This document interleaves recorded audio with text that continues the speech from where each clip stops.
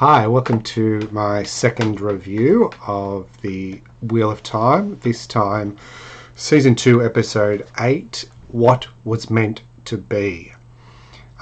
This episode opens showing Ishamael being imprisoned by Lews Therin and a number of his companions. We see the White Cloaks preparing for battle against the Seanchan. The Elder Bornhald states that the White Cloaks have something that their enemies do not. Ooh, mysterious.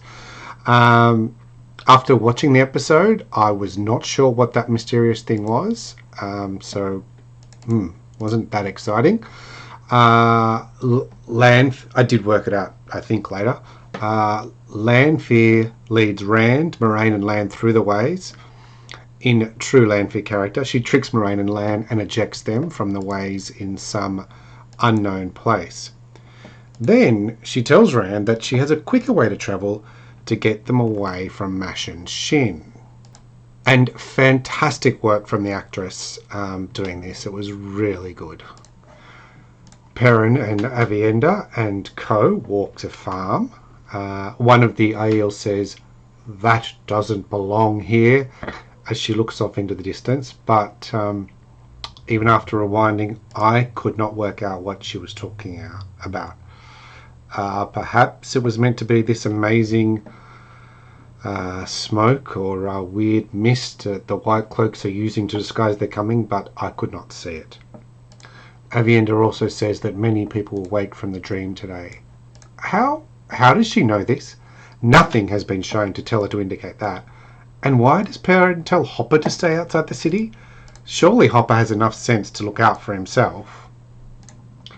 Ishamael has a little chit-chat with Lanfear. And here I'm trying to work out Ishamael's big plan. Is it that he's trying to get Rand to come to the Shadow as a way of saving Rand's friends from going to the Shadow? Or does he want him to come to the Shadow because his friends have gone to the Shadow and somehow Rand will see that's the best side? I don't know, very confusing. In addition, there are 6 large cylindrical discs in the room which have the Dragon's Fang image on it. So it sees the amazing White Cloaks' plan is to generate enough smoke to hide in so they can bring their whole army in before the guards at farm have time to shut the city gates. So they are actually using small boys carrying thurifers? They are the thurifer. Well, they're carrying these tiny things that dispense smoke. And honestly, this would be laughable if it wasn't so sad. And in addition, what kind of guards do we have at farm if they can't see an army coming because of some smoke? Or won't shut the city gates when they see a whole lot of mysterious smoke? What makes this worse is these guards are Seanchan, some of the best soldiers in the world. If they fall prey to these sorts of easy tricks, there is no way that they could be taking over the world. Could the writers not come up with something better than this, please? Nynaeve gets made up as a Seanchan, Suldar, and I don't know, I like the acting from Elaine here. Egwene and her Suldam get called up to a fight. Her Suldam tries unsuccessfully to pretend that she was going to cut out Nynaeve's Okay, I've got to try and keep my tone nice. I feel myself becoming very sarcastic and very negative. But, you know, I'm pretty sure you just can't put your knife in someone's mouth to cut out their tongue. You would have to pull it out with pincers. It seems that someone is not researching many things on this show. It looks so amateur and makes the characters so unbelievable. And then Egwene gets her hair cut off. Like, that's a huge thing. Again, we've had no foreshadowing of this. Nothing to say that she particularly likes her long hair. It seems poorly thought out and executed. I will say, I think the Seanchan costumes are awesome. Well done. Padan Fain has a conversation with Ishamael and then with Mat, where he attempts Mat with the dagger. This section ended up being not too bad. The way Mat used the dagger without touching it and making it in a quarterstaff. Oh, Mat. Then Nynaeve tortures her domain Damani. Compared to the book, we really lose the sense that collaring anyone, is such a horrendous way to treat them. The show, Nynaeve, her morality seems to be that if people have tortured someone else, then they can be tortured in turn. This, I think, is a very bad type of morality. It can be used by anyone to justify almost anything.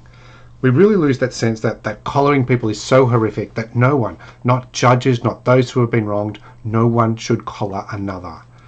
Unfortunate. The TV series prioritizes vengeance over forgiveness and acting morally and treating people all well. Rand appears, and honestly, I find his clothing a little odd. It makes me want to laugh. He looks conspicuous. Where did he get this blanket to put over himself? I don't know. And then Moiraine and Lan stopped to have a little bit of a chit-chat about the bond, walking along the beach. It's not like they're in a hurry or anything. It's not like the fate of the world is waiting for them. Why would she stop here to unmask the bond? And if she could have masked it while Lan was asleep at Faldara, why can't she unmask it quickly? This is really just something that is happening at the wrong time. There is no urgency to helping Rand. Sure, she could say to Lan, yeah, that's a great idea, and I'll do it when we've saved Rand. These inconsistencies are so annoying. And here as well, Moiraine tries to tell Lan that he's so much better than her. But she's been treating him so poorly this whole season. Why would we believe that she cares about him? And then Perrin meets Lyle and co, and he has the horn. Oh, wow, this must be amazing. They're going to show us how he got it. It's so awesome, isn't it? It's this fantastic thing that's meant to be so well protected. How did we not get to see how it was stolen? Yes, I get that they indicate Selene helped them, but it's such an important thing. Surely we should have seen that on screen. And then we have Loyal's speech about being heroes. What of the heroes of today? That is what we are now. What? Why would he think Perrin is a hero? What has Perrin done to be called a hero? Or the three Aiel, he is just mad. This falls very flat. Indeed, why even has Loyal earned the right to call himself a hero? I think this is just trying to... I see what they're trying to do. They're trying to have a similar moment to Sam Gamgee's speech in The Lord of the Rings. But they haven't earned it yet. It's not the right time. It's not done well. Then Egwene is called up to go to the tower and channel at the White Cloak, so they're invading. Why was she so hesitant here? It's very hard to understand. Did she not want to hurt innocent bystanders? Was she just being stubborn against a Suldam? I don't know. Oh, and FYI, spoilers are ahead. Apologies if you didn't get that message yet. Okay, so then Rand meets Turak. I was kind of interested to see how Turak was going to fight with those long nails. And then Rand just kills everyone but one person.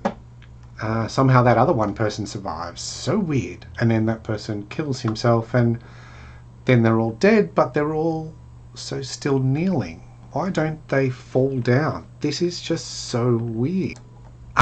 Like, don't bodies fall over onto the ground when they're... Is it like something weird about their armor that it doesn't let them... I don't get it. Then we see Perrin and co walking down the narrow streets of Farm, and Intar says that one man could hold 50 here. How come then moments later can he not hold, 10 with another couple of people and he gets killed? I don't know, maybe he's just bragging or something. It just seems weird. Lanfear has a chat with Bail Doman. Is it just me, or does Doman's hat look like it was just bought in a shop in the 20th? Oh, the White Cloaks. They're going to use catapults to attack the city. Is this their magic weapon? Or was it the magic smoke? I don't know. Then Elaine takes an arrow to the knee. And Nynaeve can't heal her. Oh. I really like, actually, that they don't let Nynaeve do everything here. I really like that they're focusing on the fact that she's not able to channel, which It's been pretty hit and miss in this season, to be honest, but I'm glad it's still here. It really gives her some vulnerability, some humanity, something to like about her. And she later says, referring to trying to go up and help Egwene, she says to Elaine, she'll need you more than she'll need me. And she says that because she knows that she can't channel at the moment. So, interesting. Yeah, maybe more on that later. Anyway, Egwene battles with her Suldam and kills her. I think that revenge is not a good thing for characters, and it annoys me that our good characters are taking revenge here. I'm seeing it a lot. I get how bad this was for Egwene, how much she underwent, but couldn't she show some mercy? Couldn't she treat others a little better? Egwene was my favourite character in the book, and here she's got some problems that she did not have in the book. Matt then meets with Perrin and Loial. It's a bit hollow because we've barely seen Matt with Perrin in this season or the previous season. Their relationship hasn't been well established. Rand and Egwene meet, and Rand over-apologise. I mean, he should really apologise, which he did, but he could also explain why he did it. Ishamael appears and dominates Rand and Egwene. Perrin is saved from being killed by Aemon Valda, the White Cloak, by Hopper, and then Aemon Valda sort of disappears instead of continuing to fight Perrin.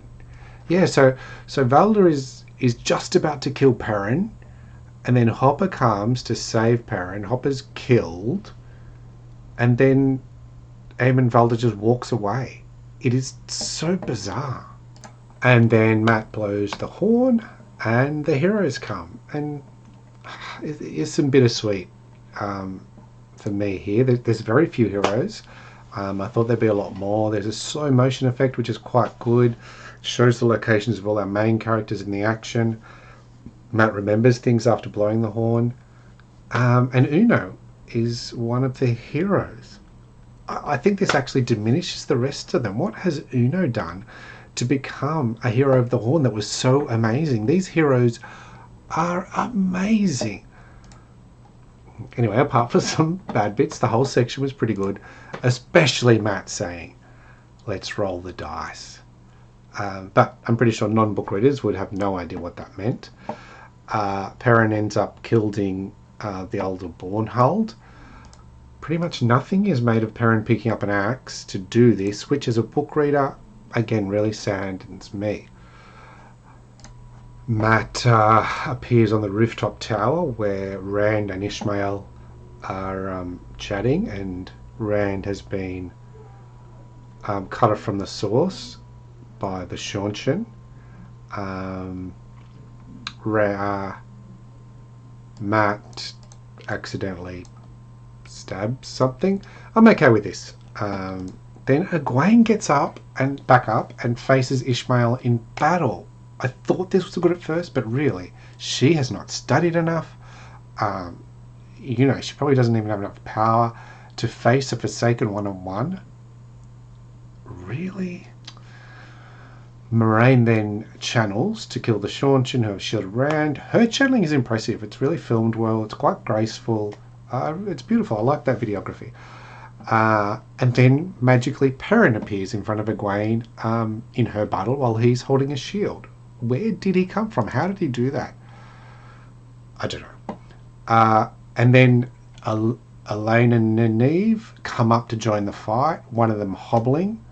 Ishamael looks over to them and lets them walk around. That's so weird. Surely he could have dispatched them with a wave of his hand. He lets them walk around and help her around. I thought it was nice the way that Rand saw Elaine finally. She almost appeared like an angel to him and healing him. It is an odd place to put it. His wound looks really nasty, like evil teeth. Good props to that. And then Rand walks up to Ishamael and slowly stabs him. Like, Ishamael doesn't even fight back. He doesn't defend himself. And they have a chat, and Ishi is happy that he's dead. weird. And he's an evil character, and yet he's like got this good death. Like, yeah, this was great. What are we telling the kids? Is this what we want to be telling them? Anyway, in the final scene, we see some new Forsaken that have been released, including Moghedien. Great, I'm happy. Now, look, I really wanted to give this episode a high rating. I actually enjoyed it on first viewing. However, I rewatched it, and all those inconsistencies popped up. My hope of giving it a high mark review reduced. I was probably going to give it a 7 out of 10. I've also seen the review of this episode by Bookborn. Her channel, I'll link in the description. And I was initially less critical of the show than she was. There were certainly parts of the episode that she didn't think worked. And now, upon reflection, maybe I agree with her. Yeah, I don't know. Maybe I'd still give it a 6.5 out of 10. It wasn't my favourite of the series. Maybe my second favourite, but now I see it has a lot of problems. My favourite was episode 5. Also, great work by the actress for Lanfear here, Natasha O'Keeffe.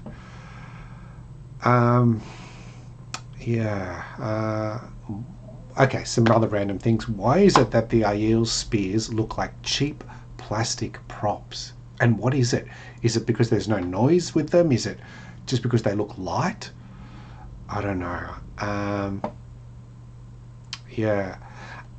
is it that Rand is so good with the power all of a sudden? The power is hard to learn, and somehow he's doing amazing things with it. Like, for example, killing Turak and about 10 other people with him. And last time we saw him trying to use the power and be taught it by Logain, he could barely even embrace it. It is so bizarre. I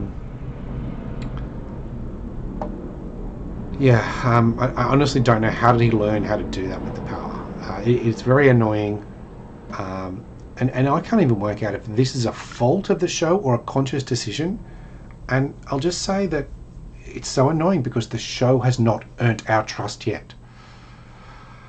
So in the ways, Lanfear tells Rand that she has a quicker way of travelling. Try not to give anything away. It makes me wonder why she did not use this before when she got on that horse. I hope it's explained again later, but it's another one of these annoying things that make this series sound like a bit of a confusing mess at times. And then why did Perrin not protect Hopper? Are we meant to believe that he's still thinking about this way of the leaf and just being peaceful? That this was not well foreshadowed at all. Instead of looking like a man seriously contemplating the nature of violence, whether it's necessary, whether it's not, he just ends up looking weak and useless. So, anyway, that's all for my review. I hope it works. I was trying to do a little bit of video in video here. It's the first time I've tried it. So I know it's a mess. I'm new to this video thing, but maybe I'll even try and do a whole season roundup just to give back something, not to just complain for no reason to myself, but to share it. All right, thanks a lot.